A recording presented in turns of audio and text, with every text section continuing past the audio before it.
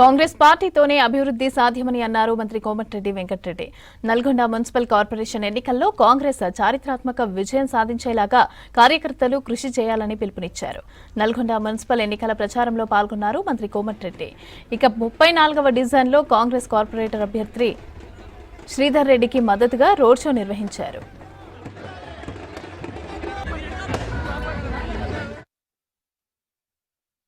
మోహన్ రెడ్డి గారి గురించి మీ అందరికీ తెలుసు. 24 గంటలు ప్రజలకు అందుబాటులో ఉంటూ ఏ సమస్య ఉన్నా ప్రజల కోసం, నేను భువనగిరి ఎంపీగా ఉన్నా ఆయన ఎప్పుడు కూడా ఆఫీసులో ఉంటూ గ్రామాలలో తిరుగుతూ పార్టీ కోసం పనిచేస్తున్న మోహన్ రెడ్డి గారి సతీమణి గతంలో పోటీ చేసి కొద్ది సెల్ఫాలో ఓడిపోయినా ఈసారి మాత్రం మంచి మెజార్టీతో గెలిపించాలని మీ అందరూ కూడా చేతులెత్తి మనస్ఫూర్తిగా ప్రతి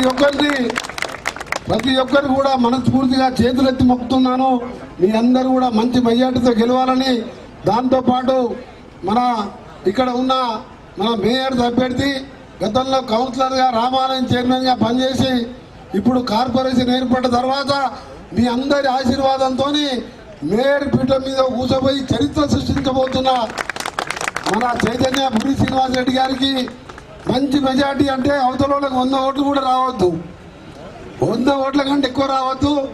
ఆ విధంగా, ఎందుకంటే ఈ 3 వార్డులు కూడా మనం వద్దన్నా సరే అందరు కూడా మన చుట్టాలు, బంధువులు, స్నేహితులు, గత అందరూ కూడా పరిచయం ఉన్న వాళ్ళే. ఇక మేయర్ కూడా మీ అభ్యర్థి, మీ ప్రాంతం అభ్యర్థి కాబట్టి ప్రతి సమస్య నాకు ఇచ్చిన చిట్టీల సమస్య ఇచ్చింది ఇప్పుడే.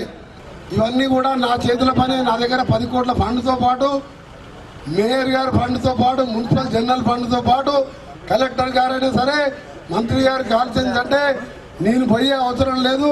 మీ కార్పొరేటర్లు పోయినా, మేయర్ గారు ఒక లెటర్ పంపించినా ఇవన్నీ కూడా అయిపోతాయి.